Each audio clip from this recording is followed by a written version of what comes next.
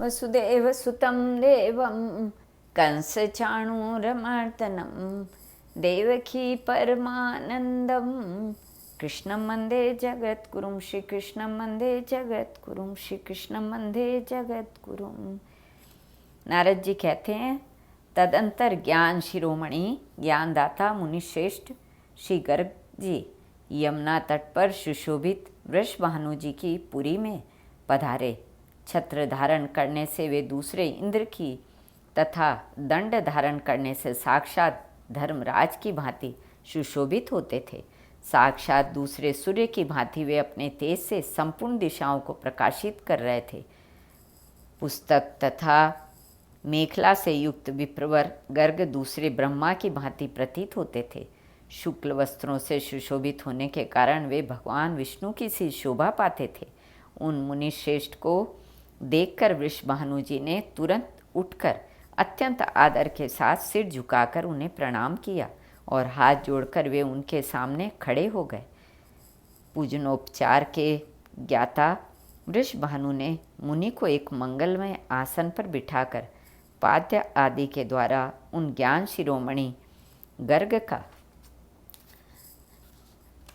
विधिवत पूजन किया। फिर उनकी परिक्रमा करके महान वृषभानुवर इस प्रकार बोले। श्री वृषभानु ने कहा, संत पुरुषों का विचरण शांतिमय है, क्योंकि यह गृहस्थ जनों को परम शांति प्रदान करने वाला है। मनुष्यों के भीतर अंधकार का नाश महात्मा जन ही करते हैं, सूर्यदेव नहीं। भगवान, आपका दर्शन पाकर हम सभी गोप पवित्र हो गए। भूमंडल पर आप जैसे साधु महात्मा पुरुष तीर्थों को ही पावन बनाने वाले होते हैं। मुने, मेरे यहाँ एक कन्या हुई है जो मंगल की धाम है और जिसका राधिका नाम है। आप भली भांति विचार कर यह बताने की कृपा कीजिए कि इसका शुभ विवाह किसके साथ किया जाए। सूर्य की भांति आप तीनों लोकों में विचरण करते हैं। आप दिव्य दर्शन हैं।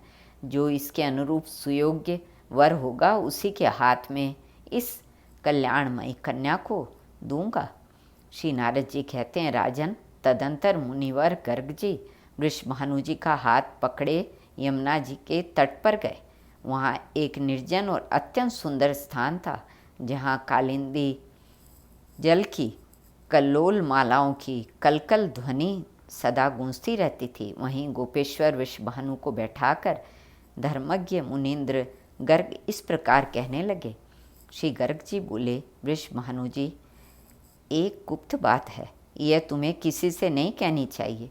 जो असंख्य ब्रह्मांडों के अधिपति, गोलोक धाम के स्वामी परात्पर तथा साक्षात परिपूर्णतम, जिनसे बढ़कर दूसरा कोई नहीं है, स्वयं वे ही भगवान श्री कृष्ण नंद के घर में प्रकट हुए हैं। श्री वृषभानु ने कहा, महामुने, नंद जी का भी भाग्य अद्भुत है, धन्य एवं अवर्णनीय है। अब आप भगवान श्री कृष्ण के अवतार का संपूर्ण कारण मुझे बतलाइए। गर्ग जी बोले, पृथ्वी का भार उतारने और कंस आदि दुष्टों का विनाश करने के लिए ब्रह्मा जी के प्रार्थना करने पर भगवान श्री कृष्ण पृथ्वी पर अवतीर्ण हुए हैं। उन्हीं परम प्रभु श्री कृष्ण की पटरानी जो प्रिया श्री राधा जी की गोलोक धाम में विराजती हैं, वे ही तुम्हारे घर पर पुत्री रूप में प्रकट हुई है। तुम उन पराशक्ति राधिका को नहीं जानते। नारद जी कहते हैं, राजन, उस समय गोप वृषभानु के मन में आनंद की बाढ़ आ गई और वे अत्यंत विस्मित हो गए। उन्होंने कलावती कीर्ति को बुलाकर उसके साथ विचार किया। पुनः श्री राधा कृष्ण के प्रभाव को जानकर गोपवर वृषभानु आनंद के आंसू बहाते हुए पुनः महामुनि गर्ग से कहने लगे। श्री वृषभानु ने कहा, द्विजवर, उन्हीं भगवान श्री कृष्ण को मैं अपनी यह कमलनयनी कन्या समर्पण करूँगा। आपने मुझे यह सन्मार्ग दिखलाया है, अतः आपके द्वारा ही इसका शुभ विवाह संस्कार संपन्न होना चाहिए। श्री गर्ग जी ने कहा, राजन, श्री राधा और कृष्ण का पाणी ग्रहण संस्कार मैं नहीं कराऊंगा। यमुना के तट पर भांडीर वन में इनका विवाह होगा। वृंदावन के निकट जनशून्य सुरम्य स्थान में स्वयं श्री ब्रह्मा जी पधार कर इन दोनों का विवाह करवाएंगे। गोपवर, तुम इन श्री राधिका को भगवान श्री कृष्ण की बल्लभा समझो। संसार में राजाओं के शिरोमणि तुम और लोकों का शिरोमणि गोलोक धाम है। तुम संपूर्ण